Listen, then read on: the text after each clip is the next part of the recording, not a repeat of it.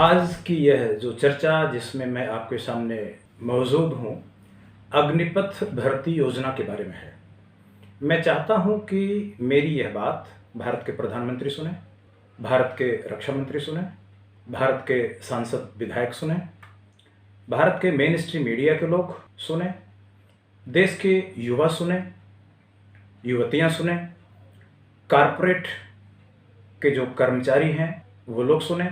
हम चाहते हैं कि भारत की सेना में जो लोग पहले से काम कर रहे हैं वो लोग सुने।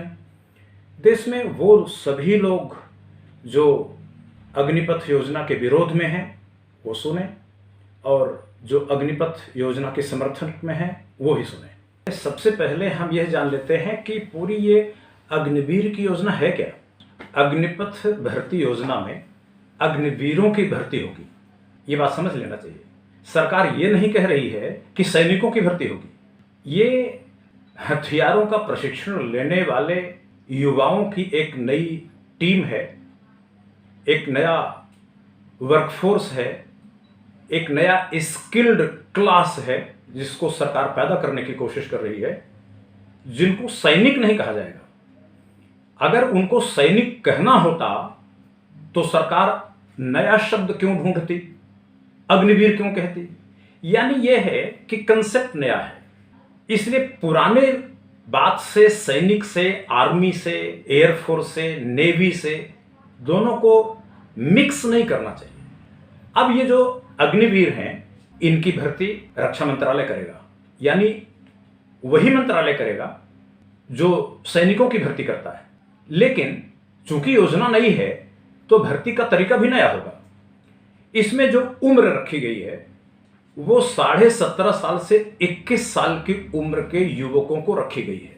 अभी तक यह योजना केवल मुख्य रूप से लड़कों के लिए है, लेकिन लड़कियों के लिए भी रास्ता खुलेगा आने वाले दिन में। सबसे पहले सरकार ने यह कहा है कि हम 46,000 अग्निवीरों की भर्ती करेंगे। 46,000 अग्निवीर प्रतिवर्ष हर साल इनकी भर्ती होगी। इनकी योग्यता यह रखी गई है कि युवकों को कम से कम हाई स्कूल पास होना चाहिए। 3-4 तरह की कैटेगरी है, इन 4 तरह की कैटेगरी में अलग अलग योग्यता रखी गई है, उसको हम अभी थोड़ी देर में बताएंगे। इनकी भर्ती कुल 4 वर्षों के लिए होगी, जिसमें 6 महीने अधिकतम ट्रेनिंग होगी। कुछ लोगों की ट्रेनिंग केवल 6 हफ्ते होगी। 6 हफ्ते से 6 महीने तक अधिकतम प्रशिक्षण होगा, ट्रेनिंग होगी।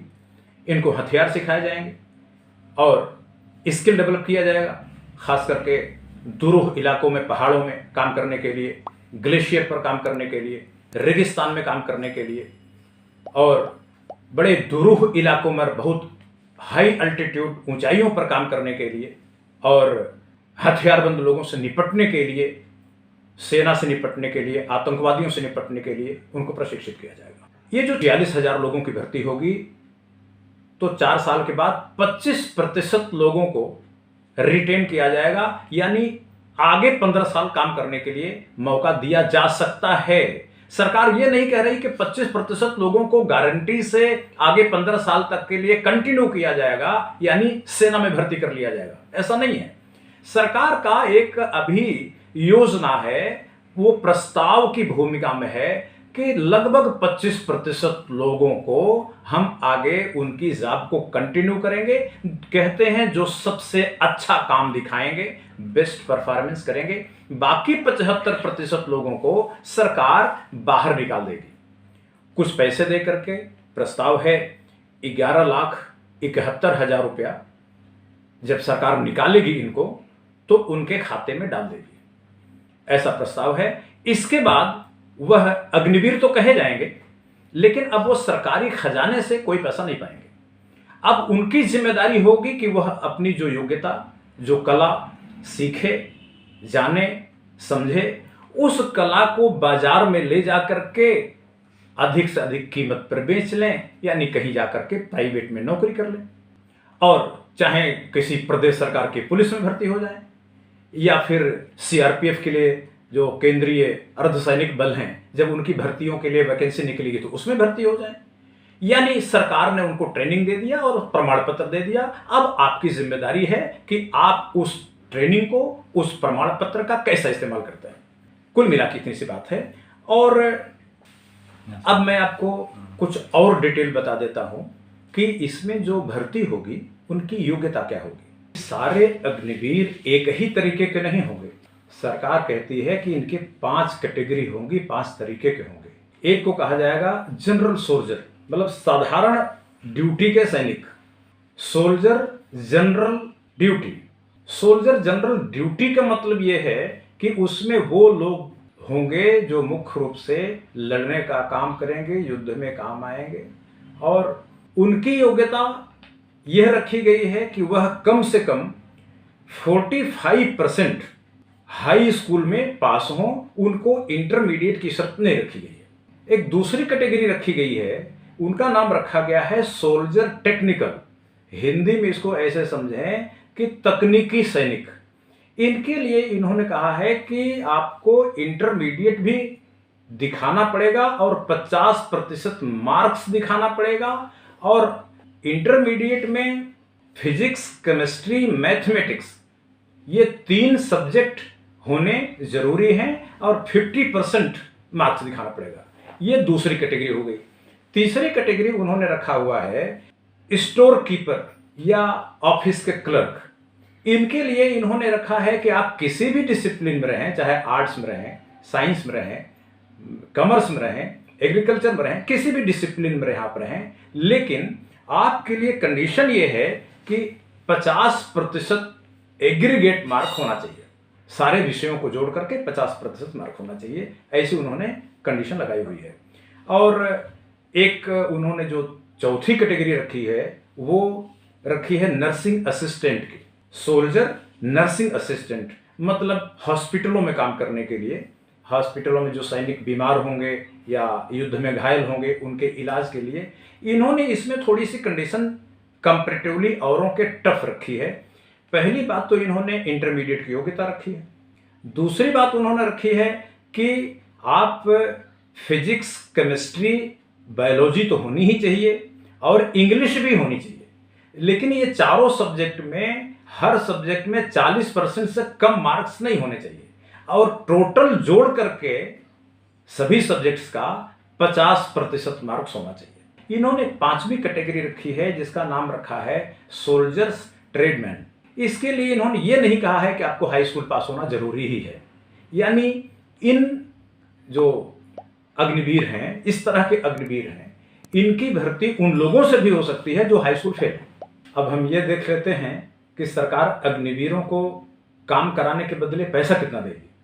पहले साल सरकार ने कहा है कि अग्निवीर काम करेंगे तो 30,000 रुपये मिलेगा, लेकिन उसमें से 9,000 रुपया सरकार अपने पास रख लेगी, केवल 21,000 रुपया अग्निवीर के खाते में डालेगी। अब जो 9,000 रुपया रखेगी वो जोड़ के रख लेगी पहले साल। दूसरे साल जो वेतन देने के लिए कहा है सरकार ने वो 21,000 से बढ़ा देंगे, 30,000 से बढ़ा देंगे और कर देंगे 33,000। लेकिन इस 33,000 में से 23,100 रुपये ही देंगे। बाकी जो बचेगा 9,900 रुपया सरकार अपने पास रख लेगी। फिर तीसरे साल सैलरी बढ़ा देगी सरकार। तीसरे साल सरकार पैसा देगी 36,500 रुपये, और इस 36,500 रुपये में से अग्निवीर के खाते में 25,500 रुपये आएंगे। बाकी जो पैसा बचेगा 10,950 रुपया, ये 10,950 रुपया सरकार अपने पास रख लेगी। चौथे साल वेतन और बढ़ जाएगा। अब ये हो जाएगा 36,000 की जगह, 36,500 की जगह बढ़कर हो जाएगा 40,000। 40,000 में से सरकार अग्निवीर के खाते में 28,000 रुपये डालेगी। बाकी जो 12,000 रुपया है वो अपने पास रख लेगी। इस प्रकार 4 साल में 5,02,000 रुपया अग्निवीर का वेतन सरकार के पास होगा। इतना ही पैसा सरकार और मिला देगी कार्पस फंड से, यानी 10,04,000 रुपया हो जाएगा। बाकी इसमें जो पैसा है वेतन का सरकार के पास था उसका ब्याज जुड़ेगी, और भी कई तरह के स्टाइपेंड जुड़ करके कुल 11,71,000 रुपया उस समय सरकार अग्निवीर के खाते में डाल देगी जब उनको 4 साल के बाद रिटायर करेगी। इसके अलावा सरकार ने यह भी कहा है कि वह 48 लाख रुपया ऐसी परिस्थिति में देंगे अगर अग्निवीर की मृत्यु हो जाती है, एक तरह से उसके जीवन बीमा के तौर पर। यह भी कहा है कि हम 44 लाख रुपया ऐसी परिस्थिति में देंगे अगर उनका अंगभंग होता है, युद्ध में उनका कोई शारीरिक नुकसान हो जाता है, दिव्यांग हो जाते हैं, तो वो 44 लाख रुपया देंगे। इसी तरह हार्डशिप के लिए कोई बहुत कठिन परिस्थितियों में काम कर रहे हैं तो उसके लिए सेपरेट अलाउंसेस देने की बात की है। लेकिन ये सारी विस्तार की बातें नोटिफिकेशन जब होगा तब पता चलेंगी। अभी तो सरकार ने अग्निवीरों को जो देने की बातें कही हैं वो यही है। अग्निवीरों की भर्ती की बात सरकार के दिमाग में क्यों आई? अगर ये बात आप जानना चाहते हैं तो एक बात हमेशा दिमाग रखिए कि सरकार सैनिकों को पेंशन नहीं देना चाहती। सरकार ये कहती है कि अगर देश के सैनिकों के घरों में पैसा जाएगा तो इससे देश का पतन होगा। यह है राष्ट्रवाद के खिलाफ है। लेकिन खरपतियों के घर में पैसा जाएगा तो राष्ट्र के लिए शुभ है। यानी देश के खरपति ही राष्ट्र हैं, ऐसा सरकार मानती है। खरपतियों को राष्ट्र मानने वाली सरकार यह बात कैसे बर्दाश्त कर लेगी कि देश के खजाने का पैसा देश के सैनिकों के खाते में चला जाए, पेंशन के रूप में चला जाए, देश के नागरिकों के पास चला जाए, उनकी सुख सुविधा, उनकी उन्नति के लिए चला जाए? ये नहीं हो सकता। यानी ये सरकार की मूल तासीर है। उसी तासीर से अग्निपथ की योजना पैदा हुई और अग्निवीरों की भर्ती का कार्यक्रम बना। अब जो सरकार सत्ता में आई है वो बहुत दिनों से ये बात कहती रही है कि ईसा का तरीका ठीक नहीं है, मूसा का तरीका ठीक है। ईसा कहते थे कि हमें वह रास्ता चुनना चाहिए जो शांति की तरफ जाता, वह रास्ता चुनना चाहिए जो अमन की तरफ जाता, वह रास्ता चुनना चाहिए जिससे हम सुकून महसूस करते हैं और अपनी ताकत को अपने को आगे बढ़ाने में इस्तेमाल करते हैं। मूसा उल्टा बोलते थे। मूसा कहते थे कि अगर कोई आदमी एक थप्पड़ मारे तो उसको 2 थप्पड़ मारना, कोई तुम्हारी एक आंख फोड़ दे तो उसके दोनों फोड़ देना, कोई तुम्हारी एक टांग तोड़ दे तो दोनों टांग तोड़ देना, तुम्हारे एक हाथ कोई तोड़ दे तो दोनों हाथ तोड़ देना। टिट फॉर टैट मूसा की पॉलिसी थी। भारत में भी कुछ ऐसा ही हुआ। जब अंग्रेज थे तो उनसे लड़ने के लिए महात्मा गांधी साहब ने आए। उन्होंने कहा कि हम अंग्रेजों से लड़ेंगे, लेकिन अंग्रेजों से लड़ने के लिए मारकाट नहीं करेंगे, खून खराबा नहीं करेंगे। हम उनके सामने आग्रह करेंगे कि हमारी जो मांग है स्वशासन का, स्वदेशी का, स्वराज का, वो ठीक है, आप हमें बख्शिए, अपने घर जाइए, और नहीं जाएंगे तो हम तकलीफ उठाएंगे। आज़ादी के बाद जब अंग्रेज गए तो भारत में गांधीवाद पर बुलडोजर चलाया गया। गांधी के अहिंसा के सिद्धांतों को गलत कहा गया, गांधी के सत्य के सिद्धांतों को गलत कहा गया, अहिंसक प्रदर्शनों को गलत कहा गया और यह कहा गया कि यह कायरों का तरीका है, ये लोग कुछ नहीं कर सकते, इनसे देश को खतरा है। और इस तरह का अहिंसा के नाम पर एक कायर समाज पैदा हो रहा है। इसलिए यह वकालत की जाने लगी कि हम एक कायर समाज नहीं चाहते, हम एक आक्रामक समाज चाहते हैं और समाज को ऐसा बनाना चाहते हैं जिससे समाज का मिलिटराइजेशन हो। उन्होंने मॉडल लिया, अपना आदर्श बनाया इजराइल को। इजराइल में जिस तरह से एक एक व्यक्ति को सैनिक ट्रेनिंग दी जाती है और एक एक व्यक्ति के दिमाग में आक्रामकता भरी जाती है, उसी तरह की आक्रामकता, उसी तरह की सैनिक ट्रेनिंग भारत के हर व्यक्ति को मिले। यह मांग कोई नई नहीं है। यह मांग तब से शुरू हुई है जब से एक संघ परिवार नाम का संगठन, जो कथित रूप से अपने आप को हिंदुओं का संगठन कहता है, वो जन्मा। इस सोच के लोग तब तक कामयाब नहीं हुए जब तक बड़े बड़े खरपतियों का साथ नहीं मिला। जब खरपतियों ने साथ देने का फैसला किया कि ठीक है, हम भारत को अब अहिंसा के रास्ते से हटा के हिंसा के रास्ते पर ले जाएंगे, हम भारत को सहिष्णुता के रास्ते से हटा करके आक्रामकता के रास्ते पर ले जाएंगे, लेकिन मेरी एक शर्त है। उन्होंने कहा कि आप देश के किसानों की जमीन हमें हैंडओवर करिए कानून बनाकर। उन्होंने कहा कि देश में जो जनता के पास पैसे जा रहे हैं, सेना के पास पैसे जा रहे हैं, पेंशन के रूप में जा रहा है, कल्याणकारी योजनाओं के तौर पर जा रहा है, सोशल सिक्योरिटी के नाम पर जा रहा है। ये सारी योजनाएं बंद करिए। देश के लोगों के पास देश के खजाने से पैसा नहीं जाना चाहिए।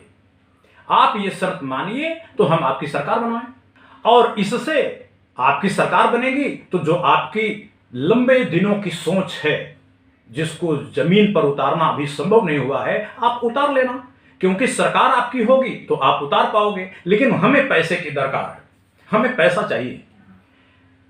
देश के किसानों का पैसा, देश के मजदूरों का पैसा, देश के सरकारी कर्मचारियों का पैसा, देश के सेना के पेंशन का पैसा, देश के कल्याणकारी योजनाओं का पैसा, ये सब उनसे छीन करके आप हमारे खाते में डाल दें, और इसको हम राष्ट्रवाद के रूप में प्रचारित करेंगे। और हम अपने टीवी चैनलों से, अपने मीडिया से, अपने एंकरों से इतना पैसा देंगे, इतना पैसा देंगे, वो ऐसी वकालत करेंगे कि लोग विश्वास कर लेंगे कि हाँ, खरपतियों के पास पैसा जाएगा तो राष्ट्रवाद है, और देश के सैनिकों के पास पैसा जाएगा तो राष्ट्रद्रोह है, राष्ट्रीय पतन है।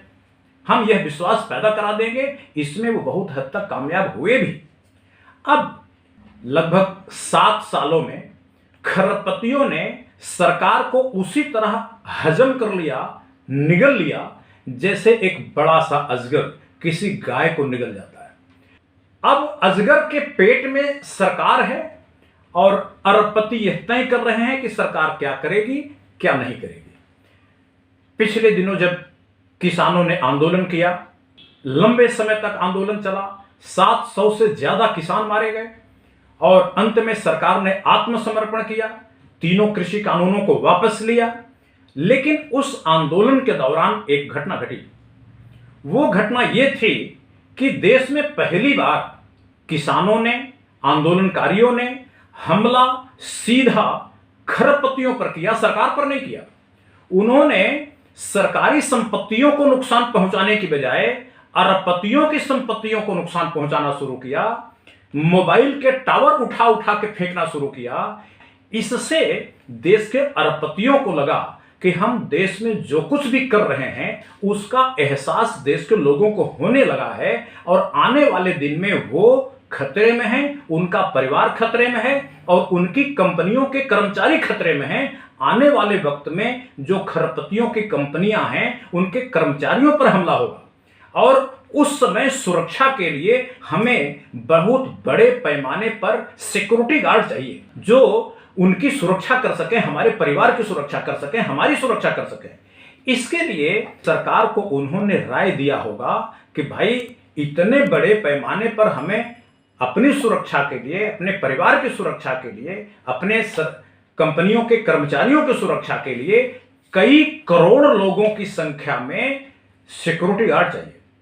अब हम अगर इनको ट्रेनिंग देंगे वीपन्स की और सब चीजों की, तो बहुत खर्चा पड़ेगा। इसलिए हमें जो सिक्योरिटी गार्ड चाहिए उनकी ट्रेनिंग का खर्चा आप उठा लीजिए सरकारी खजाने से। इसलिए अग्निवीरों की भर्ती की जो योजना बनी वो केवल इतनी सी बात है कि अग्निवीर सरकारी खर्चे से ट्रेनिंग लेंगे सुरक्षा गार्ड का, और फिर 4 साल के बाद वो जाके कंपनियों के कर्मचारियों की सुरक्षा में लग जाएंगे, अरबपतियों खरपतियों के परिवार के मेंबरों के सुरक्षा में लग जाएंगे, उनकी संपत्तियों की सुरक्षा में लग जाएंगे, और अरबपतियों खरपतियों की सुरक्षा में लग जाएंगे।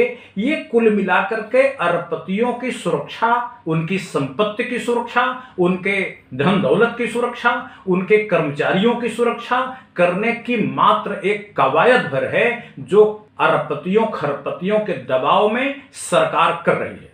एक घटना और जिसका मैं आपको ध्यान दिलाना चाहूंगा वो ये है कि देश में एक WTO की संधि हो गई है, जिसको आप गैट नाम से, डंकल के नाम से जानते थे।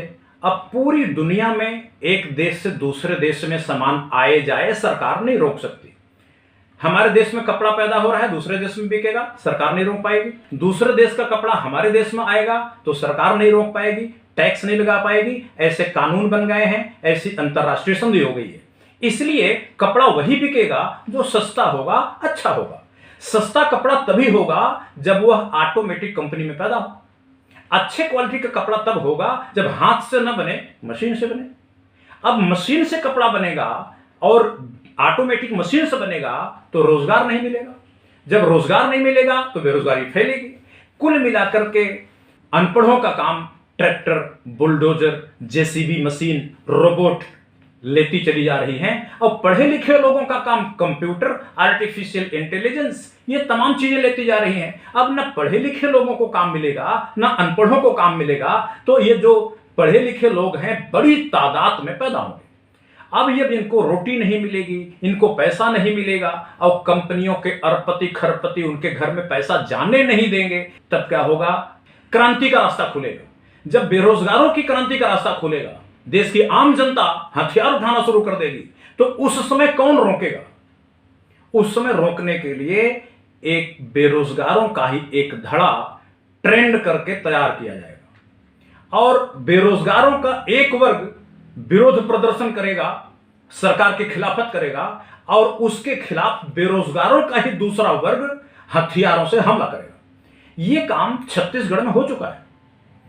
छत्तीसगढ़ में नक्सलियों को मारने के लिए नक्सलियों में ही फूट डाल दी गई, और नक्सलियों को एक वर्ग को बुला लिया गया कि हम तुमको ट्रेनिंग देंगे, हथियार देंगे, वेतन देंगे, पेंशन देंगे, सुरक्षा देंगे, और तुम अपने ही साथियों को मारो।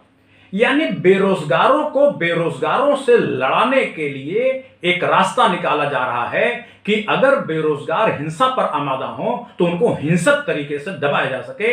इसके लिए बेरोजगारों का ही एक वर्ग विधिवत हथियारों की ट्रेनिंग पाएगा, उनको कुछ दिन के लिए प्रशिक्षित किया जाएगा, उनके दिमाग में आक्रामकता भरी जाएगी, राष्ट्रवाद के नाम पर खरपतियों की भक्ति सिखाई जाएगी, हिंदूवाद के नाम पर खरपतियों की भक्ति सिखाई जाएगी। ये सब ट्रेनिंग के पर्पज हैं। लेकिन अब ये काम कोई वॉलंटरी संगठन करे, कथित रूप से जो हिंदूवादी संगठन बहुत बड़ा नेटवर्क बताता है अपना, और ये कहता कि हम हिंदुओं की सुरक्षा के लिए काम कर रहे हैं, अगर वो ये काम करेगा तो उसको खर्चा होगा, इसलिए वो खर्चा ना करना पड़े तो ये खर्चा सरकारी खजाने से हो जाए। यह भविष्य में बेरोजगारों से निपटने की सरकार तैयारी कर रही है, जिसका नाम अग्निपथ और अग्निवीर रखा गया है। अग्निवीरों की भर्ती के पीछे दो और महत्वपूर्ण कारण हैं। उसमें पहला कारण है यूक्रेन और रूस का युद्ध। रूस और यूक्रेन का जो युद्ध हुआ, उसमें यूक्रेन के पास सैनिकों की बहुत कमी थी। रूस की तुलना में वो कहीं खड़ा भी नहीं होता था। ऐसी स्थिति में यूक्रेन ने रूस के सैनिकों से लड़ने के लिए किराए के लड़ाकों की मांग किया, और किराए के लड़ाके अफ्रीकी गरीब प्रदेशों से आए, जिनके पास घर चलाने के लिए कोई इंतजाम नहीं था। वो लोग हथियारों से प्रशिक्षित थे। उनको बुलाया गया कि आप हमारे यहाँ आइए और रूस के सैनिकों से लड़िए। अगर आप लड़ते हुए मारे जाते हैं तो मोटा रकम आपके परिवार को दे देंगे, और अगर लड़ते हुए नहीं मारे जाते तो जब तक लड़ाई चलेगी हम रोजाना दिहाड़ी के हिसाब से आपको पेमेंट कर देंगे। अब तमाम देशों के लोग केवल इसलिए यूक्रेन चले गए कि उनका घर परिवार चलाने के लिए कोई रोजगार, कोई धंधा, कोई बिजनेस, कोई आमदनी का जरिया नहीं था, और उनको कहा जाता है किराए के लड़ाके। यूक्रेन और रूस के युद्ध से एक बात पता चली कि ये नौबत तो किसी भी देश के साथ आएगी। भविष्य में किसी भी देश में ऐसा युद्ध हो सकता है, और बड़े देश और छोटे देश जब टकराएंगे तो छोटे देश में तो इतने सैनिक होंगे नहीं, तो छोटा देश किराए के लड़ाके मांगेगा। अब जब किराए के लड़ाके मांगेगा तो वो सप्लाई अफ्रीकन देश क्यों करें, भारत क्यों ना करें। ये विचार आया कि भारत के जो बेरोजगार लोग हैं उनको हथियारों की ट्रेनिंग दे दिया जाए, भारत की सेना के लोगों के साथ काम करने का 2-4 साल मौका दे दिया जाए, और उनको लिखत पढ़त में एक सैनिक होने का या सैनिक जैसा अग्निवीर होने का प्रमाण पत्र दे दिया जाए। जब यूक्रेन जैसा कोई देश किराए के लड़ाके मांगे तो हम अपने देश के बेरोजगारों का निर्यात कर रहे हैं। और जब निर्यात करेंगे तो वहां से जितना पैसा वो किसी दूसरे देश की सेना से लड़ते हुए कमाएंगे वो सारा मनी ऑर्डर करेंगे। मनी ऑर्डर करेंगे तो भारत में पैसा आएगा और इससे भारत का विदेशी मुद्रा का भंडार बढ़ेगा, जिससे हवाई जहाज खरीदे जाएंगे, डीजल पेट्रोल खरीदा जाएगा और बहुत कुछ काम किए जाएंगे जो बड़ी बड़ी अरबपति और खरबपति चाहेंगे। तो कुल मिलाकर के भारत के लिए अरबपतियों ने एक आमदनी का जरिया निकाला। उन्होंने ये निकाला कि क्यों नहीं बेरोजगार लोगों को किराए का लड़ाकेबाज बना दिया जाए और दूसरे देशों में लड़ने के लिए भेज दिया जाए। बच के आ गए तो देश को पैसा मिल जाएगा, और बच के नहीं आ गए तब भी देश को पैसा मिल जाएगा, क्योंकि अगर मर गए तो उनके परिवार को जो करोड़ों रुपया मिलेगा आखिर आएगा तो देश में ही हो। इस प्रकार यह जो एक अरबपतियों की सोच है, खरबपतियों की सोच है, उस जिसको पूंजीवादी सोच के नाम से जाना जाता है, इस पूंजीवादी सोच से अग्निवीरों की भर्ती की योजना पैदा हुई। यानी विदेशी मुद्रा का एक स्रोत पैदा होगा बेरोजगारों को निर्यात करके। अब अंतिम बात जिसने अग्निवीरों की भर्ती के लिए प्रेरित किया सरकार को, वो है जो हमारी रूलिंग पार्टी है, जो सत्ताधारी पार्टी है, उसके नीति निर्देशक। उसकी जो नीतियां देते हैं वो एक संगठन, उसने ये कहा कि गांधी और नेहरू ने भारत को तोड़ दिया था, अब हम सरकार में हैं, तो अब क्यों नहीं भारत पाकिस्तान और बांग्लादेश को फिर से जोड़ा जाए। उन्होंने कहा कि अब हम 15 साल के अंदर भारत, पाकिस्तान और बांग्लादेश फिर से एक हो जाएंगे। 15 साल का वक्त दिया है। जब एक हो जाएंगे तो आज जितनी सेना है उसकी क्या जरूरत रहेगी। फिर पाकिस्तान तो दुश्मन रहेगा ही नहीं, पाकिस्तान तो दोस्त हो जाएगा। फिर बांग्लादेश दुश्मन रहेगा ही नहीं, बांग्लादेश दोस्त हो जाएगा। अब ऐसी स्थिति में जब लड़ने के लिए हमें सैनिक ही नहीं चाहिए तो सैनिकों की भर्ती क्यों किया जाए, सैनिकों को पेंशन पे पैसा क्यों दिया जाए, सैनिकों के वेतन पर पैसा क्यों दिया जाए, इसकी जरूरत क्या है। इसलिए जो अखंड भारत की सोच है रूलिंग पार्टी की, उस अखंड भारत की सोच ने सैनिकों की भर्ती को अप्रासंगिक बना दिया है। उधर आपके मन में आएगा सवाल कि चीन तो लड़ेगा ही, लेकिन चीन की स्थिति दूसरी है। चूंकि भारत की सरकार कंपनियों के कब्जे में है, भारत की सरकार अरबपतियों खरबपतियों के मुट्ठी में है। अब यही खरबपति अरबपति लोग भारत के प्रधानमंत्री को, भारत की सरकार को, भारत के नीति निर्देशक संगठन को यह समझा रहे हैं कि जैसे रूस से पंगा लेकर के यूक्रेन ने गलत किया और अपने देश को बर्बाद कर दिया, खंडहर बना डाला, उसी तरह की गलती भारत करेगा अगर चीन से पंगा लेता है।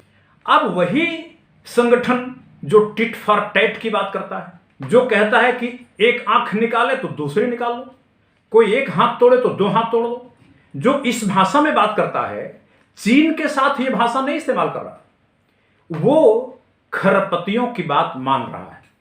खरबपति उन सलाह ये दे रहे हैं रूलिंग पार्टी को कि चीन कुछ भी करे उसे करने दो, प्रतिक्रिया मत करो, पंगा मत लो, लड़ाई मोल मत लो।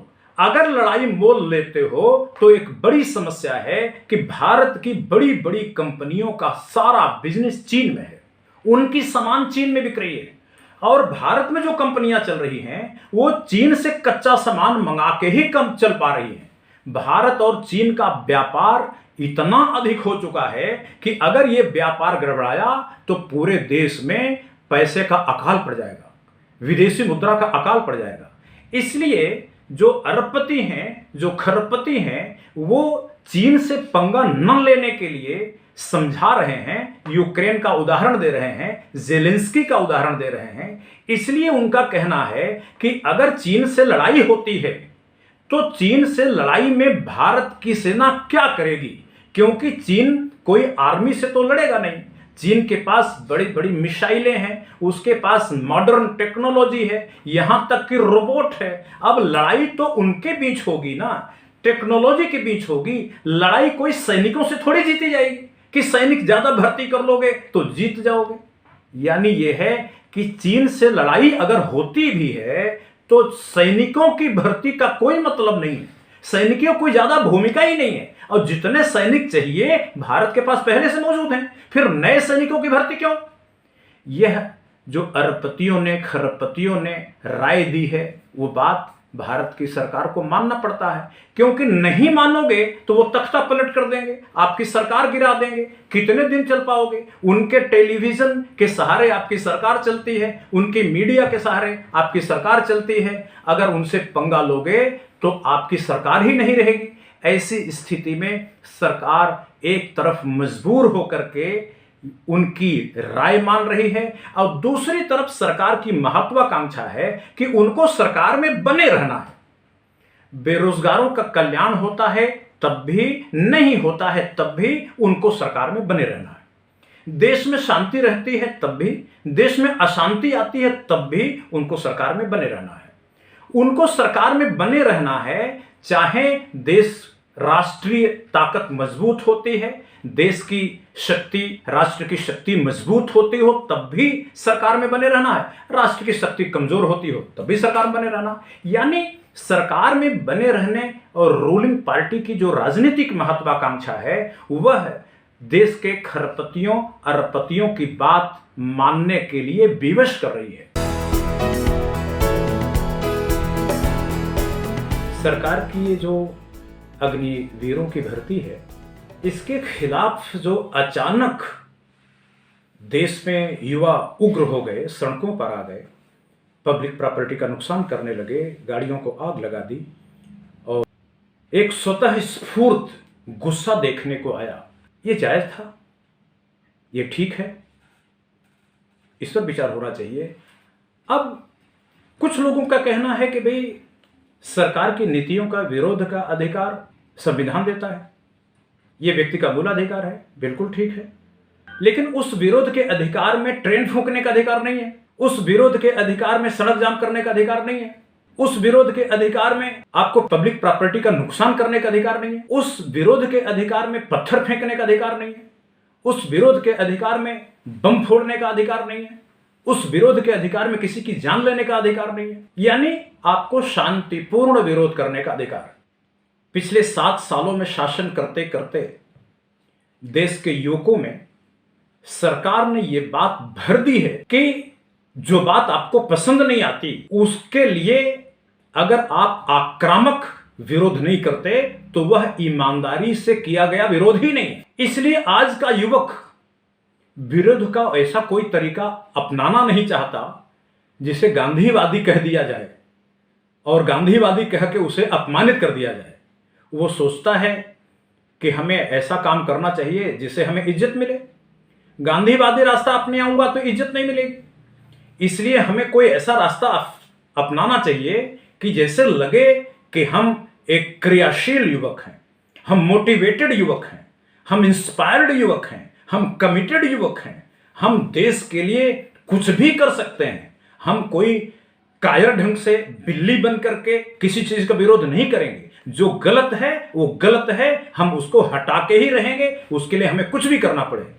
यानी रूलिंग पार्टी जिस तरह के युवा पैदा करना चाहती थी, ऐसा लगता है पिछले 7 साल में उस ढंग के युवक तैयार हो गए। नहीं तो ऐसा कैसे हो सकता था कि सरकार ने अग्निवीरों की भर्ती की बात को वेबसाइट पर डाला और वेबसाइट की बात देखते ही पूरे देश भर में ट्रेनें धू धू करके चलने लगी। ऐसा कैसे हो सकता है?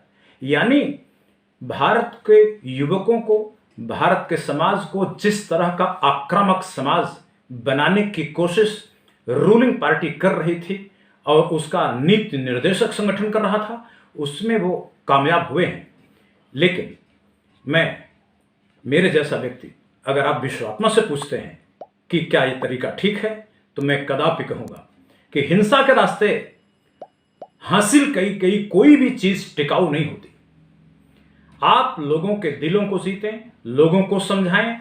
हम तो अभी भी गांधी के रास्ते को ठीक मानते हैं, हम तो अभी भी अहिंसा के रास्ते को ठीक मानते हैं, हम अभी भी सहिष्णुता के रास्ते को ठीक मानते हैं, हम अभी भी संयम के रास्ते को, सत्य के रास्ते को ठीक मानते हैं और झूठ के रास्ते को, फरेब के रास्ते को गलत मानते हैं। इसलिए अगर भारत में हिंसा बढ़ेगी और एक वर्ग दूसरे वर्ग को नष्ट करने पर आमादा हो जाएगा, चाहे कभी विरोध प्रदर्शनों के नाम पर, कभी सांप्रदायिक अन्याय के नाम पर, जातिवादी अन्याय के नाम पर, भाषाई अन्याय के नाम पर, सामाजिक अन्याय के नाम पर, आर्थिक अन्याय के नाम पर, राजनीतिक अन्याय के नाम पर अगर हम देश को हिंसा में झोंकेंगे तो यह समझिए कि भारत का एक हाथ भारत के दूसरे हाथ को इस हद तक मरोड़ रहा है कि दूसरा हाथ टूट जा रहा है। ऐसे राष्ट्र को एक पागल राष्ट्र कहा जाता है। मैं भारत को एक पागल राष्ट्र बनने नहीं देना चाहता। मैं देश के युवकों को कहना चाहता हूं कि वो शांतिपूर्ण, विवेकशील ढंग से काम करें। देश में जो उनको मीडिया से, मेन स्ट्रीम के मीडिया से, बड़े बड़े टीवी चैनलों के द्वारा उनके एंकरों ने जो रिश्वत लेके झूठ बोल रहे हैं, लगातार झूठ बोल रहे हैं और सरकार की गलत बात को भी सही साबित करने की कोशिश कर रहे हैं। जैसे किसान कानून को, जो गलत था, सरासर गलत था, 100% गलत था, सारे टीवी एंकरों ने रिश्वत लेके सरकार की भाषा बोली और ये कहा कि ये कानून बिल्कुल ठीक है, देश के लोगों को मान लेना चाहिए, किसानों को स्वीकार कर लेना चाहिए। लेकिन किसानों ने नहीं माना। जिस प्रकार किसानों ने टेलीविजन वालों की बात नहीं माना जो खास करके सरकार की वकालत कर रहे थे, इसी तरह सरकार की वकालत करने वाले किसी भी टेलीविजन एंकर और किसी भी टेलीविजन, किसी यूट्यूब चैनल, किसी भी ज्ञानी विज्ञानी व्यक्ति की बात न मान करके अपने भविष्य के बारे में, अपने परिवार के भविष्य के बारे में, देश के भविष्य के बारे में और पूरी धरती की मानव जाति के भविष्य के बारे में जो ठीक हो वो करना चाहिए। व्यक्तिगत अगर आप मेरे से पूछना चाहते हैं कि अग्निवीरों की भर्ती योजना ठीक है या गलत है, मैं इस बारे में कहूंगा कि अग्निवीरों की भर्ती योजना तभी ठीक हो सकती है जब इनको पूरे 15 साल काम करने दिया जाए। और अग्निवीरों की भर्ती योजना तभी ठीक हो सकती है जब इनको निकाल करके सरकारी खर्चे से इनको ट्रेनिंग दे करके सीआईएसएफ का काम ना कराया जाए।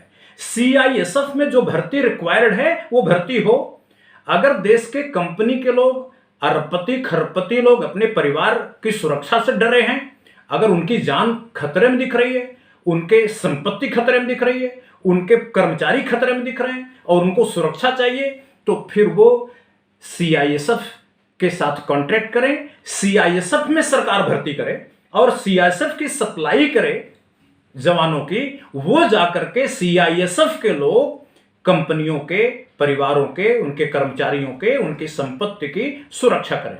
लेकिन ये जो शॉर्टकट रास्ता है कि अग्निवीर के नाम से देश के युवकों को भर्ती कर लेना और फिर उनको लड़ाके बना देना और हथियारबंद और ट्रेंड लड़ाके बना करके कंपनियों को सप्लाई कर देना, या यूक्रेन जैसे युद्धग्रस्त देश में हमारे युवकों को भेज देना, ये किसी भी सूरत से न तो देश प्रेम है, न राष्ट्रवाद है और न देश के भविष्य के लिए ऐसा कोई अच्छा कदम ही है। इसलिए मैं शांतिपूर्ण विरोध की सिफारिश करता हूं। संविधान जो अधिकार देता है उसका इस्तेमाल करिए और सरकार की अग्निवीर भर्ती योजना कदापि मत मानिए। सरकार को मजबूर करिए कि सरकार इस योजना को वापस ले। जो रेगुलर भर्ती जैसे सेना में होती थी, जो ऐसे सीआईएसएफ में होती थी, रेगुलर भर्ती सीआईएसएफ में हो अगर उन्हें कंपनियों की सुरक्षा करनी है, रेगुलर भर्ती सेना में हो जिसके माध्यम से सैनिकों का मनोबल बढ़े, उनको अपमानित ना किया जाए, देश की सुरक्षा से समझौता ना किया जाए, चीन के डर के मारे आत्मसमर्पण उसके सामने ना किया जाए। और अगर आप दोस्ती के हाथ बढ़ाना चाहते हैं तो इंडिया पाकिस्तान से बढ़ाएं तो चीन के साथ भी बढ़ाएं। अगर यूरोप के 27 देश एक होकर के एक सरकार, एक संसद, एक अदालत, एक सेना बना सकते हैं तो भारत, पाकिस्तान, बांग्लादेश बना सकते हैं। चीन भी उसमें शामिल क्यों नहीं हो सकता? आप संवाद चलाएं लेकिन आत्मसमर्पण ना करें। देश के युवकों की जिम्मेदारी है, ये देश उनका है, देश का भविष्य उनका है। देश में अमन होगा, शांति होगी तो उनके काम आएगी, देश समृद्धि की तरफ आगे बढ़ेगा। देश में गरीबी होगी, देश में अशांति होगी, तो देश में औद्योगिक विकास नहीं हो पाएगा। औद्योगिक विकास नहीं हुआ तो रोजगार की जो आज कोढ़ हुआ है उसमें खाज हो जाएगा। मैं सरकार से भी अपील करता हूं कि सरकार अग्निवीरों की भर्ती की योजना को तत्काल वापस ले ले। वह उस तरह के इंतजार न करे जैसे किसान आंदोलन में 700 लोगों के मरने का इंतजार हुआ, जिसमें सरकार की थू-थू हुई। इतना इंतजार भी ना करे। ये जो ट्रायल के तौर पर आपने अभी तो बिना नोटिफिकेशन के, बिना डिटेल्स के, एक नारे के तौर पर ये योजना निकाली है, ये देश में युवकों ने जो विरोध प्रदर्शन किया है उससे ये समझना चाहिए कि जनमत इसके विरुद्ध है। वह अग्निवीरों की भर्ती की योजना को तत्काल कदापि स्वीकार नहीं करेगा। आप जबरदस्ती युवकों के गले में ऐसी चीज ढकेलने की और घुसेड़ने की कोशिश न करें जो युवक नहीं चाहते, जो किसान नहीं चाहते थे। आपने उनके गले में घुसेड़ने की कोशिश की, आप नाकाम हुए। अब जो युवक नहीं चाहते आप उनके गले में घुसेड़ने की कोशिश करेंगे, यह भी उसी तरह गलत होगा जैसे किसान कानून पर सरकार ने दुराग्रह दिखाया। लोग कहते हैं कि सरकार पीछे हटेगी कि नहीं हटेगी। मुझे लगता है कि सरकार पीछे हटेगी, और इसलिए हटेगी कि युवकों में बेरोजगारी इस हद तक है, लोगों के पास काम नहीं है, पैसे नहीं हैं, युवकों की शादियां हो जाती हैं। जो लड़की भगवान मान करके एक घर में आती है, अपने पति को परमात्मा मानती है, वही अपने पति का मुंह नहीं देखना चाहती है जब वह कमाने वाला नहीं होता, जब वो पैसा नहीं घर में ला रहा होता है। बच्चे पैदा होते हैं, उनकी दुर्दशा होने लगती है, उनका पढ़ाई लिखाई नहीं हो पाता। ये जो घरों की घुटन है, ये घुटन किसी भी सूरत अग्निवीर योजना को कामयाब नहीं होने देगी। और चूंकि युवक अगर एकजुट होकर के देश में विरोध करेंगे और सरकार के किसी भी साजिश को कामयाब नहीं होने देंगे, तो सरकार के पास पीछे हटने के सिवा कोई रास्ता नहीं बचेगा। मैं एक बात और स्पष्ट कर देना चाहता हूं कि ये जो युवक हैं, इनसे आप बहुत बड़ी समझदारी की उम्मीद न करें। सरकार अग्निवीरों की भर्ती बेरोजगारी के समाधान के लिए नहीं कर रही है, यह बात सरकार जानती है। सरकार को यह बात मालूम है कि देश में बेरोजगारी चरम पर है। देश में जो लोग काम मांग रहे हैं उनकी संख्या लगभग 46 करोड़ 65 लाख है, और सरकारी नौकरियां कुल 1 करोड़ 76 लाख हैं। यानी ऊंट के मुंह में जीरा है। यानी आप 46,000 लोगों को हर साल भर्ती कर लें तो यह संख्या कितनी होती है? मतलब आधा लाख भी नहीं होती। अगर 1 करोड़ हर साल भर्ती करते तब भी पर्याप्त नहीं था। अगर 1 साल में आप 10 करोड़ भर्ती करते तो हो सकता है कि आप 5 साल में सारे बेरोजगारों को भर्ती कर लेते। लेकिन आप 1 साल में केवल 46,000 लोगों को भर्ती कर रहे हैं। इसे तो ऊंट के मुंह में जीरा कहना जीरे का भी अपमान है। इसलिए सरकार को मालूम है कि वो बेरोजगारी की समस्या का हल नहीं कर रही है इस योजना से। लेकिन शायद यह बात उन युवकों को नहीं मालूम है जो विरोध प्रदर्शन पर उतरे हैं, जो रेल जला रहे हैं, जो सड़कें जाम किए बैठे हैं, जो ट्रेनों की पटरियों पर बैठे हैं, जो टायर जला रहे हैं, जो कानून व्यवस्था को अपने हाथों में ले लिए हैं और देश में ऐसा लगता है कि कोई कानून का शासन ही नहीं है। जो इस तरह की अराजकता दिखाई पड़ रही है, उस अराजकता के लिए ऐसा नहीं है कि वो कोई एमपी बनना चाहते हैं, एमएलए बनना चाहते हैं, इसके पीछे कोई प्लानिंग है। उन्हें अपना भविष्य खतरनाक दिख रहा है। उन्हें लगता है कि या तो उन्हें सेना में नौकरी मिलेगी, नहीं तो आत्महत्या करके मरना पड़ेगा। अब उन्हें लगता है आत्महत्या करके मर जाने से ज्यादा अच्छा है कि लड़ते हुए मर जाना, और पाकिस्तान से लड़ने को ना सरकार मौका दे, चीन से लड़ने को मौका ना दे, तो अपनी ही सरकार से लड़ते हुए मर जाना। मैं समझता हूं कि यह विवेक जो युवकों में होना चाहिए, ये उम्मीद भी ऐसे व्यक्ति से, ऐसे युवक से नहीं किया जा सकता जो अभी तक अपनी सर्वाइवल के लिए परेशान है, जो ये कोशिश कर रहा है कि वह अपनी पत्नी को क्या दे, वह ये कोशिश कर रहा है कि वह कैसे रोजगार हासिल कर ले कि उसकी शादी हो पाए। उसे लगता है कि अगर सरकारी नौकरी ना मिली तो उसकी शादी नहीं होगी, उसे बिना शादी के रहना पड़ेगा, उसे कुंवारा रहना पड़ेगा, बैचलर रहना पड़ेगा, और हो सकता है एक दिन अपनी जान देनी पड़ जाए।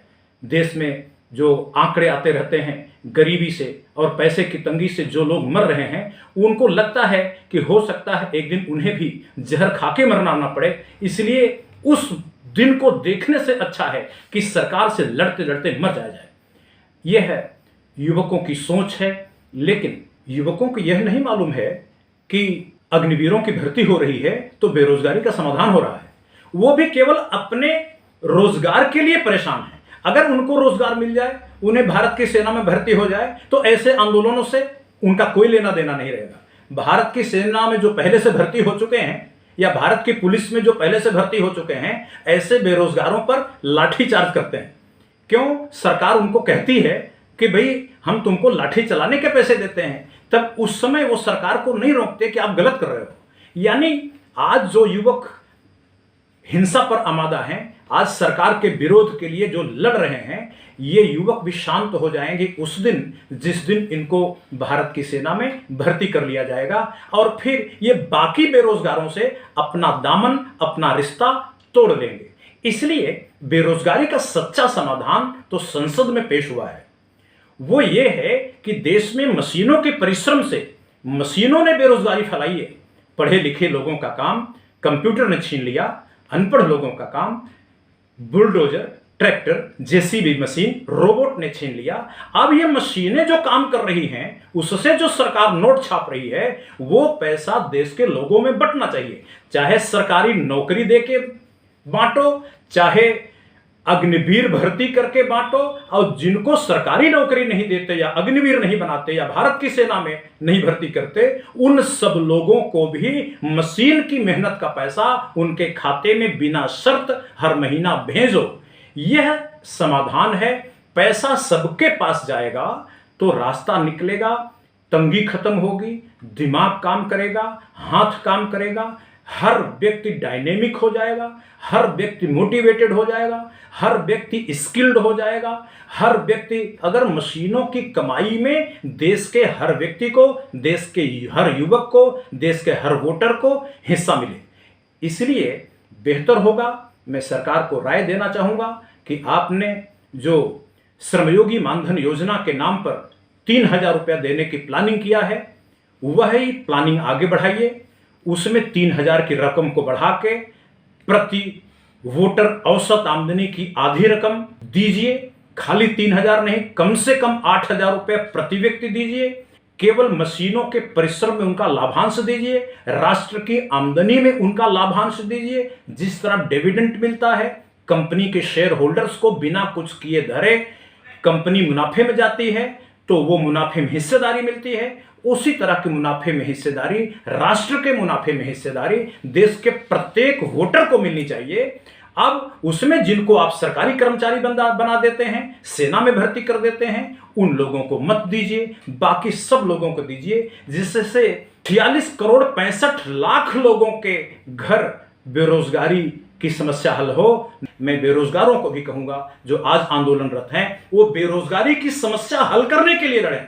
आखिर बेरोजगार हर व्यक्ति उसकी अपनी एक जाति है, उसका अपना एक धर्म है, उसका अपना एक समाज है। अगर बेरोजगार 46 करोड़ बेरोजगार जाति धर्म को भुलाकर, क्षेत्र भाषा को भुलाकर, राष्ट्रीय एकता के नाम पर बेरोजगारी की समस्या हल करने के लिए अगर एकजुट होते हैं, तो यह पुनर्जागरण भारत को बचाएगा। यही पुनर्जागरण बेरोजगारी की समस्या हल करेगा। यही पुनर्जागरण भारत में अमन शांति कायम करेगा। यही पुनर्जागरण भारत को शांति के रास्ते पर ले जा पाएगा। यही पुनर्जागरण भारत को सुरक्षा भी दे पाएगा। आज मैं इतना ही कहूंगा। अगर आप विरोध कर रहे हैं तो विवेकपूर्ण विरोध करें, शांतिपूर्ण विरोध करें, संवैधानिक और कानूनी तरीके से विरोध करें, और विरोध को लंबा चलाएं। स्वार्थी तरीके से विरोध न करें कि अगर सरकार ने आपको नौकरी दे दे तो आप चुप्पी साध लें। इस तरह का कायराना विरोध भी न करें।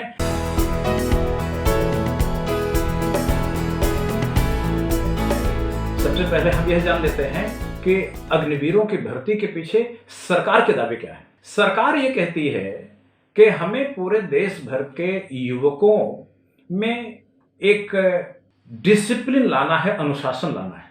यानी सरकार का मानना है कि देश के युवक अनुशासित नहीं हैं। सेना में जाएंगे, ट्रेनिंग होगी, तो जैसे सैनिकों के ऊपर से आदेश आते हैं और सारे सैनिक उनके आदेश को आंख बंद करके मानते हैं, इस तरह का अनुशासन देश के हर युवक में होना चाहिए।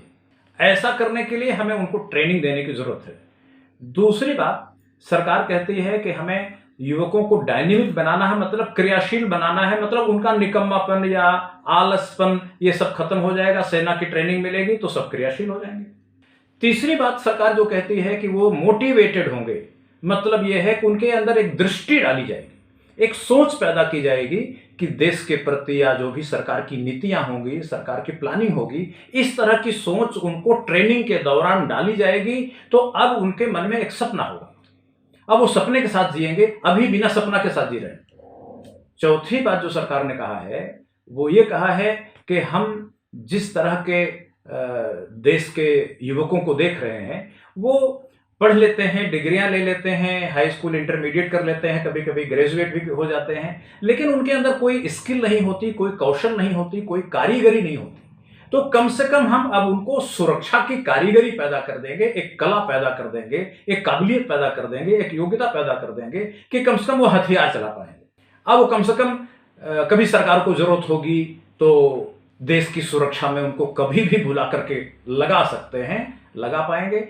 और इस योग्यता का लाभ उठा करके, इस काबिलियत का फायदा उठा करके वो बाजार में जाएंगे, कंपनियों के पास जाएंगे और अपनी नौकरी मांगेंगे, तो उनको सुरक्षा गार्ड की नौकरी मिल जाएगी। इस तरीके के दावे सरकार के हैं। सरकार का यह भी कहना है कि इससे हम बड़े पैमाने पर लोगों को रोजगार दे पाएंगे। सरकार तो एक और बड़ा दावा कर रही है कि हम इससे जो भारत के सैनिकों की औसत उम्र है उसे घटा पाएंगे। तो इस तरीके से सरकार के अपने दावे हैं। उनका यह कहना है कि इससे हमें बहुत बड़े पैमाने पर सैनिक मिल जाएंगे लड़ने के लिए। कभी देश पर आपदा आएगी, कोई बात होगी, खतरा पैदा होगा, तो हम इन सभी सैनिकों का उपयोग कर पाएंगे। हालांकि सरकार इनको सैनिक कहने से बच रही है, इनको सैनिक न कहना पड़े, इसीलिए इनका नाम सरकार ने अग्निवीर रखा है। सरकार ये दावा भी कर रही है कि हम तो युवकों के लिए फ्री में मदद कर रहे हैं। उनका ये कहना है कि युवक पढ़ लिख करके या फिर बिना स्किल के, बिना योग्यता के, बिना किसी काबिलियत के, बिना किसी कारीगरी के, बिना किसी कला के बैठे रहते हैं। इससे अच्छा कि हम 17 साल से 21 साल की उम्र में उनको काबिलियत दे रहे हैं, उनको एक सर्टिफिकेट दे रहे हैं, उनको ट्रेनिंग दे रहे हैं, उनको हथियार चलाना सिखा दे रहे हैं और उसके बाद उनको फ्री कर रहे हैं, उनको रिटायर कर रहे हैं। अब वो चाहे पढ़ना चाहें तो पढ़ें। 21 साल की उम्र तो ऐसी होती नहीं, पढ़ाई बंद हो जाएगी। आगे पढ़ना चाहें वो और आगे पढ़ें। अगर उन्हें किसी दूसरे डिपार्टमेंट में नौकरी करनी है तो जाएं, वहां करें। किसी प्रदेश सरकार की पुलिस की भर्ती निकलती है तो उसमें आवेदन करें, जाएं, भर्ती लें। अर्धसैनिक बलों की भर्ती होती है तो उसमें जाएं, आवेदन करें, भर्ती करें। सरकार ये कह रही तो हम तो युवकों को बिना शर्त मदद ही कर रहे हैं, इसमें हम कुछ ले नहीं रहे हैं। उनका ये भी कहना है कभी 40 साल की नौकरी 20 साल की उम्र भर्ती करें और 60 साल में रिटायर करें। 40 साल की नौकरी कर नहीं दे पा रहे हैं तो कम से कम 4 साल की नौकरी तो दे रहे हैं, इसमें भी कुछ ले तो नहीं रहे, दे ही रहे। उनका, गवर्नमेंट का यह भी कहना है कि हम इससे बेरोजगारी की समस्या का हल कर रहे हैं। अगर हम युवकों के इस तरह से प्रशिक्षित नहीं करेंगे तो उनको रोजगार कहाँ मिलेगा। उनका यह भी कहना है कि जब आपके पास सर्टिफिकेट होगा, ट्रेनिंग होगी, सुरक्षा के कला आप जानते होंगे, तो आप बड़ी बड़ी कंपनियों में जाइए, वहां पर आवेदन करिए और सिक्योरिटी गार्ड बन जाइए। कुल मिलाकर जिंदगी चलने का रास्ता खुल जाएगा। इस तरीके के तमाम बातें, तमाम दावे और फायदे सरकार देश के युवकों को गिना रही है, देश को गिना रही है। अब हम थोड़ा ये समझ लेते हैं कि जो सरकार अग्निवीरों की भर्ती के लिए फायदे गिना रही है उसमें कितना दम है। सबसे पहली बात, सरकार ये कह रही है कि हम अनुशासित बनाएंगे। डिसिप्लिन का क्या मतलब होता है? मतलब सरकार सेना में जिन लोगों को भर्ती कर लेगी, सैनिक ट्रेनिंग दे देगी, अनुशासित बना देंगे। इसके फायदे भी होते हैं, इसके बड़े नुकसान भी हैं। नुकसान ये है कि आप अगर देश के अधिकांश युवकों को यह अपॉर्चुनिटी दे दीजिए कि वो अग्निवीर बन जाएं और अग्निवीर बनने के बाद सेना की ट्रेनिंग ले लें और सेना की ट्रेनिंग में उन लोगों के दिमाग को अपने ढंग से सोचने की शक्ति खत्म कर दिया जाए, केवल बॉस के ऊपर वाले का आदेश मानना ही उनकी व्यक्तित्व बन जाए, यानी एक रोबोट बन जाए, एक मशीन बन जाए। क्या इस तरह की वर्कफोर्स देश के युवकों को इस तरह के ऊपर के कमांड पर बिना सोचे समझे उनके कमांड मान लेना, इस तरह के जवानी देश की इस तरह की युवा पीढ़ी तैयार करने से देश का नुकसान होगा कि फायदा होगा? कुल मिलाकर के अगर ऐसा वास्तव में सरकार ने सोच लिया और करने की ठान लिया तो देश की क्रिएटिविटी खत्म हो जाएगी, उत्पादकता खत्म हो जाएगी, देश में दृष्टि संपन्न यूथ मिलने मुश्किल हो जाएंगे, सब रोबोट बन जाएंगे, एक भेड़ों का भीड़ बन जाएगा यह राष्ट्र। इसलिए अनुशासन का यह अर्थ बिल्कुल भी नहीं है कि आप आर्मी की ट्रेनिंग देके उनको अनुशासन बनाएंगे। अनुशासित करने के और तरीके हैं, उनके अंदर स्वतंत्र दृष्टिकोण पैदा करिए, उनके अंदर पैदावार की अर्थव्यवस्था के बारे में, उनकी कला के बारे में, उनके व्यक्तित्व के अंदर जो काबिलियत है उनको अवसर दीजिए कि वो अपने काबिलियत को आगे बढ़ाएं, न कि किसी बाहर के व्यक्ति के आदेश के हिसाब से वो अपनी काबिलियत को कर्टेल करें, काटें, छांटें और एक हैज के घास बन जाएं। जिस प्रकार एक हैज में कैंची से काट करके एक सुंदर सी लॉन बनाई जाती है, लेकिन उन पौधों को चारों तरफ से काट दिया जाता है। देश के युवक वो पौधे हैं जिनको जहां भी फैलने का मौका मिले सरकार का काम है उनको अवसर देना, न कि कैंची से काट करके उनको हैज बनाना। नंबर 1। नंबर 2, सरकार कहती है कि हम दृष्टि बनाएंगे, दृष्टि पैदा करेंगे। दृष्टि पैदा करने के लिए आर्मी की ट्रेनिंग की जरूरत नहीं है। अगर देश में आप युवकों में दृष्टि पैदा करना चाहते हैं तो उसके लिए यूनिवर्सिटीज हैं, कॉलेजेस हैं, वो दृष्टि पैदा करने के संस्थान पहले से मौजूद हैं। दृष्टि पैदा करने के लिए, कोई भविष्य में राष्ट्र निर्माण का सपना पैदा करने के लिए आर्मी की ट्रेनिंग तो बिल्कुल भी जरूरी नहीं है, अनावश्यक है। तीसरी बात, आप कहते हैं कि हम क्रियाशील बनेंगे। क्रियाशील मतलब आदमी स्वस्थ रहे, खुश रहे, उसकी शारीरिक, मानसिक, आध्यात्मिक उन्नति हो। यह काम तो आर्मी की ट्रेनिंग से नहीं हो सकती। क्यों? अगर आर्मी की ट्रेनिंग होगी तो उसका शारीरिक ताकत बढ़ेगी, शारीरिक क्रियाशीलता बढ़ेगी, लेकिन यह नहीं हो सकता कि उसकी मानसिक क्रियाशीलता भी बढ़े, उसकी आध्यात्मिक क्रियाशीलता भी बढ़े, बल्कि मानसिक और आध्यात्मिक क्रियाशीलता तो और घट जाएगी। आर्मी की ट्रेनिंग का मतलब इस क्रियाशीलता को और ज्यादा नुकसान पहुंचाना है। आप ये कहते हैं कि हम एक वर्क फोर्स बनाएंगे। वर्क फोर्स बनाना बिल्कुल ठीक है, लेकिन ये वर्क फोर्स केवल हथियार चलाने वाले आदमी को ही आप कारीगर कहते हैं, और कोई कारीगरी नहीं है और कोई योग्यता नहीं है। पूरे देश के लोग केवल हथियार चलाने लग जाएंगे और फिर हर आदमी को कहेंगे हथियार चलाओ, और हथियार चलाने कल आ गई तो वो वर्क फोर्स होगी क्या? ये तो देश अशांत देश बन जाएगा, एक मिलिटेंट देश बन जाएगा, जहां हर आदमी बंदूक चलाना जानता होगा लेकिन कुछ पैदा करना नहीं जानता होगा। आप ऐसे लोगों को समाज में वापस भेज देंगे। जब आपने ट्रेनिंग दिया था, हथियार चलाना सिखाया था, तो उनसे काम लेते, एक उम्र तक काम लेते जब तक वो जवान रहते हैं, लेकिन आपने उनको हथियार चलाने की कला सिखाकर गांव में भेज दिया। वो क्या करेगा? 4 साल 5 साल उसने एक सपना देख लिया कि उसको सरकारी नौकरी मिल गई थी, अब वो फिर से वापस बेरोजगार हो गया। उसके अंदर कुंठा पैदा होगी, उसके अंदर निराशा पैदा होगी, फ्रस्ट्रेशन पैदा होगा, वह अपने परिवार में विध्वंस करेगा, अपने आसपास विध्वंस करेगा। इसमें अपनी वृत्तियों के हिसाब से बहुत सारे लोग तो आपराधिक गैंग में भर्ती हो जाएंगे, देश में क्राइम फैलने लग जाएगा। और अब अभी तक जो अपराधी थे अनस्किल्ड थे, अब तो स्किल्ड क्रिमिनल होंगे, और ये स्किल्ड क्रिमिनल से निपटना पुलिस के लिए भी टेढ़ी खीर हो जाएगी। और सरकार एक फायदे और गिना रही है, वो ये कह रही है कि हम देश का पैसा बचा रहे हैं, पेंशन में नहीं देना पड़ेगा। अभी लगभग 5 लाख करोड़ से ज़्यादा की रकम सेना पर खर्च करने के बाद सरकार ने कहा है, और ये कहा है कि उसमें से लगभग 1 लाख करोड़ से ज़्यादा रकम केवल पेंशन पर जा रही है, और ये फालतू का खर्चा है, ये बचना चाहिए। अगर अग्निवीरों की भर्ती हो रही है और 15 साल नौकरी करेंगे और फिर रिटायर होंगे, उनको पेंशन मिलेगी, तो और ज़्यादा पैसा देना पड़ेगा। तो उनका कहना है कि हम देश का पैसा बचा रहे हैं। इस बारे में हमें समझ लेना चाहिए कि देश का पैसा क्या है। क्या देश के सैनिकों के घर में पैसा चला जाए तो वो विदेश चला जाता है? जो आदमी कल तक अपनी जान पर खेल करके जवानी देश को दे दिया और उम्र दराज होकर के घर बैठ गया, अब उसके घर में अगर सरकार के खजाने से कुछ पैसा जा रहा है तो क्या विदेश के खाते में जा रहा है? क्या देश के सैनिक देश नहीं है? देश के सैनिकों के घर में जाने वाला पैसा देश का नुकसान करता है। आखिर वो पैसा ले जाते हैं तो जला तो देते नहीं, वो भी तो बाजार में जाते हैं, कुछ खरीदते हैं, कपड़े खरीदते हैं, दवाई खरीदते हैं, अनाज खरीदते हैं, उद्योग के सामान, टेलीविज़न खरीदते हैं, गाड़ी खरीदते हैं, मोटरसाइकिल खरीदते हैं, ज़मीन जायदाद खरीदते हैं, दुकान खरीदते हैं। आखिर जो खरीदते हैं तो वो पैसा फिर तो अर्थव्यवस्था में ही आता है, देश में ही आ जाता है, फिर वो सर्कुलेट होकर के घूमने लगता है। तो ये कैसे कहा जा सकता है कि देश के सैनिकों के पास जो पैसा जा रहा है, देश के लोगों के पास जो पैसा जा रहा है, वो देश के काम नहीं आ रहा है? यानी क्या देश के लोग देश में नहीं होते, या देश के लोगों के घर में गया हुआ पैसा देश का पैसा, देश के काम आया हुआ पैसा नहीं माना जाता?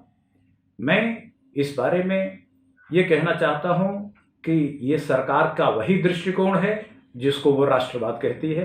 यानी अरबपतियों के घर में पैसा जाए तो समझो देश के काम आया, और अगर देश की जनता के घर में पैसा जाए तो समझो देश का पैसा बर्बाद हो गया।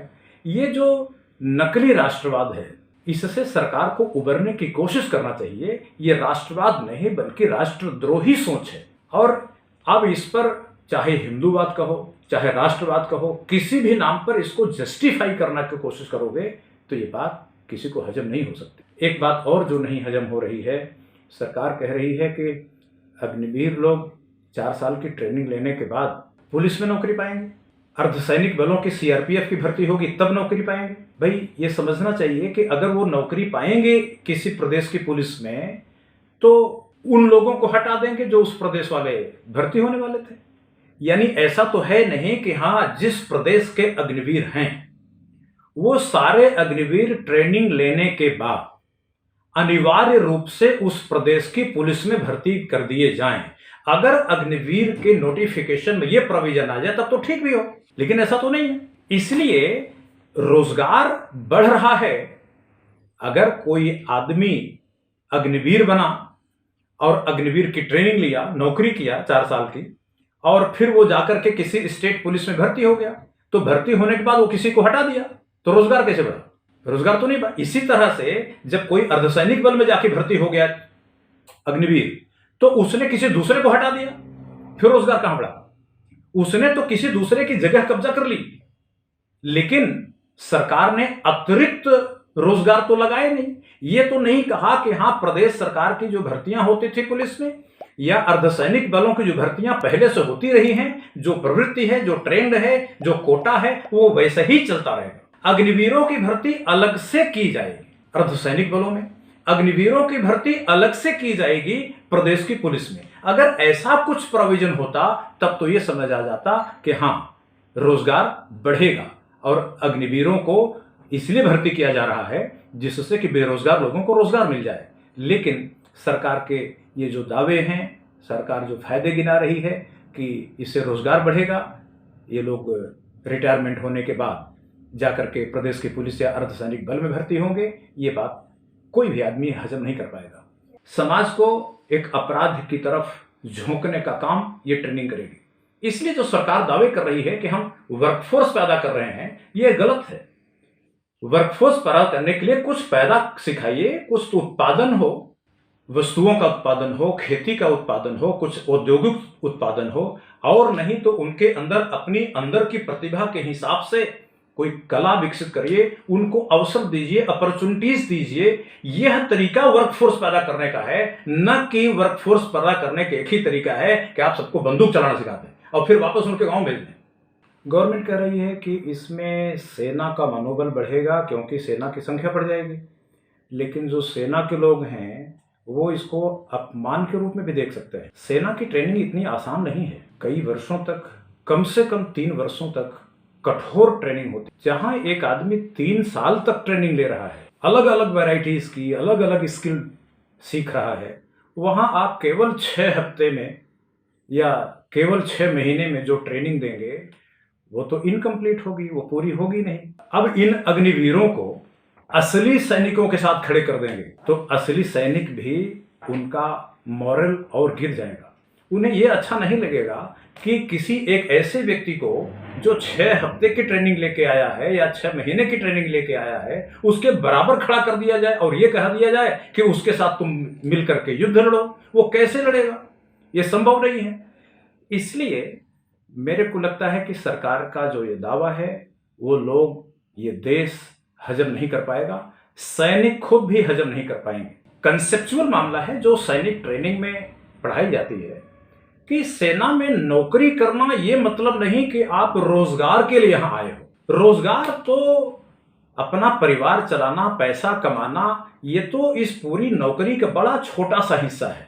असली बात यह है कि सैनिक को यह बताया जाता है, उसके मन में यह बात भरी जाती है कि आप देश की सुरक्षा के लिए अपने प्राण न्यौछावर करने आए हो। आप अगर आपकी मुस्तैदी कमजोर पड़ी तो करोड़ों लोगों पर हमला हो सकता है, उनकी जान जा सकती है।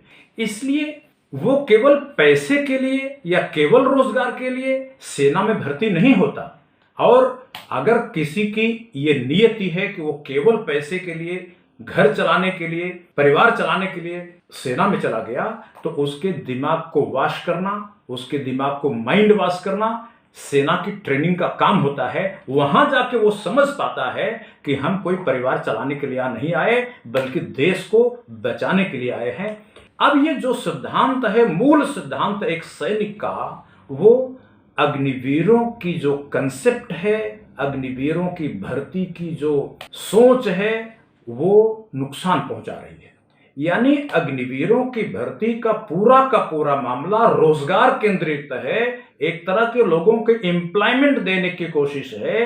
ये कहा कि आप भारत के सैनिकों के साथ थोड़े दिन रह लीजिए, उसके बाद बाहर जाकर के कहीं नौकरी करिए। अगर आप ये कहते हैं कि जो लोग ट्रेंड हो गए, प्रशिक्षित हो गए, और अब भविष्य में जब सेना पर कोई आपदा आएगी, देश पर आपदा आएगी और हमें ज्यादा सैनिकों की जरूरत पड़ेगी, तो आप अग्निवीरों को पूरे देश भर के गांव-गांव से बुला लेंगे। आप क्या समझते हैं कि वो सैनिक की भूमिका निभा पाएंगे? ये संभव नहीं है।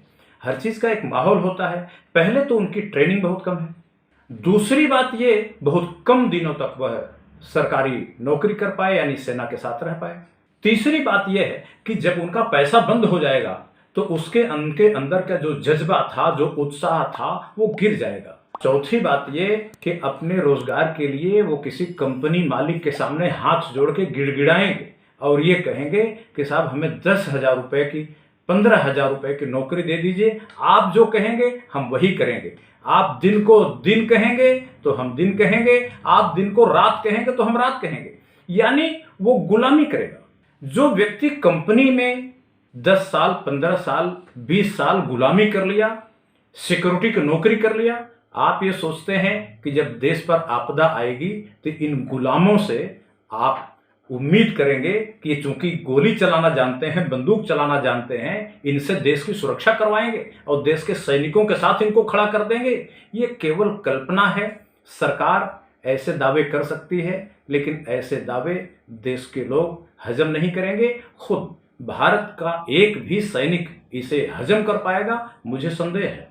इतिहास के अनुभव ये बताते हैं कि इस तरह से जब आप विशेष अधिकार देते हैं, स्पेशल राइट्स देते हैं कि कुछ लोगों को सरकारी अधिकारी निकाल दें और कुछ लोगों को रख लें, तो उसमें रिश्वत चलती है, भ्रष्टाचार होता है, सिफारिश चलती है, इसमें सांप्रदायिकता चलती है, भाई भतीजावाद चलता है, भेदभाव चलता है, तमाम तरह के करप्ट प्रैक्टिसेस, तमाम तरह के गलत रास्ते अख्तियार किए जाते हैं कि हमारे आदमी को नौकरी से ना निकाला जाए और दूसरे को निकाल दिया जाए। तो जो सत्ताधारी पार्टी है उसको बड़े आराम से ये मौके मिलेंगे कि उनसे कहा जाएगा कि भाई गांव-गांव भेजो कि जो अग्निवीर भर्ती हुए हैं, जो सत्ताधारी पार्टी के हैं, उनको 25% में डाल दिया जाए और वो 15 साल तक नौकरी कर पाए, और जो सत्ताधारी पार्टी के परिवार से नहीं है, यानी सत्ताधारी पार्टी को वोट नहीं देते, उन लोगों को 75% वाले कोटे में डाल दिया जाए और ये कह दिया जाए कि वो अयोग्य हैं। ये काम बड़े आराम से हो जाएगा, क्योंकि सत्ताधारी पार्टी अपने ही कैडर के कार्यकर्ताओं के, नेताओं के सिफारिश को क्यों नहीं मानेगी? मानने से मना नहीं कर पाएगी, चूंकि टेम्परेरी पोस्ट है, तो बड़े आराम से ऐसा हो पाएगा। कुल मिलाकर के इससे एक गलत परंपरा बनेगी, इसमें सांप्रदायिकता चलेगी। ये कहा जाएगा कि भाई जो अल्पसंख्यक हैं वो वोट नहीं देते, तो जो अल्पसंख्यक लोग हैं क्रांतिवीर के रूप में भर्ती हो गए हैं उनको बाहर निकाल दिया जाए, 75% के कोटे में डाल दिया जाए, और जो अल्पसंख्यक नहीं हैं उनको 25% के कोटे में डाल दिया जाए। ये बात भी होगा कि लोगों को कहा जाएगा कि भाई सांप्रदायिकता नहीं, जातिवाद भी चलेगा। ऐसी वकालत करने वाले भी आ जाए तो कोई बड़ी बात नहीं है। जो ये कहने लगेंगे कि साहब हिंदू राज्य आ गया, अब तो हिंदू राष्ट्र बन रहा है, हिंदू राष्ट्र में लड़ने का अधिकार, सैनिक बनने का अधिकार केवल एक जाति को है, एक बिरादरी को है, बाकी बिरादरी बाकी जाति वाले सेना में क्यों रहेंगे? ये प्रश्न उठा जाएगा। अगर बाकी बिरादरी वाले भी सेना में रहेंगे तो ये कैसा हिंदू राष्ट्र? ये सवाल उठने लगेंगे और सरकार के ही लोग कटघरे में खड़ा करना शुरू कर देंगे कि आप अपना वचन निभाइए, हिंदू राज चालू करिए, राम राज चालू करिए, हिंदू राष्ट्र बनाइए, और जिस बिरादरी को सैनिक का काम करने का अधिकार हमारे धर्म में कहा गया है वही बिरादरी को लोग सैनिक बनेंगे, वही बिरादरी के लोग अग्निवीर बने रहेंगे। बाकी लोगों को अगर भर्ती हो भी गई है तो उन्हें 75% के कोटे में डाल के निकाल दीजिए। ऐसी स्थिति में एक बड़ा प्रश्न, न्याय की गुंजाइश थी अगर सेना में आरक्षण होता, लेकिन आर्मी में रिजर्वेशन नहीं है।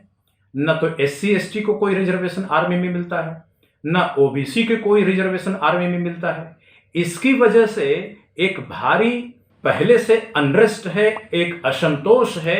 ये कहा जाता है कि जो SC ST OBC के लोग हैं, माइनॉरिटी के लोग हैं, उनको सेना में भर्ती नहीं होने दिया जाता है, उनको पक्षपात किया जाता है, उनको जब वो भर्ती होने के लिए जाते हैं तो उनको बाहर निकाल दिया जाता है। अगर आरक्षण सरकार ने दिया होता तो कम से कम ये विश्वास बना होता SC ST का, OBC का, कि सेना में उनके भी लोग हैं, उनके नुमाइंदे हैं, उनके साथ कभी आपदा आई तो जुल्म नहीं होगा, अन्याय नहीं होगा। लेकिन ये विश्वास पिछड़े वर्गों का नहीं है, ये विश्वास अनुसूचित समाज का नहीं है।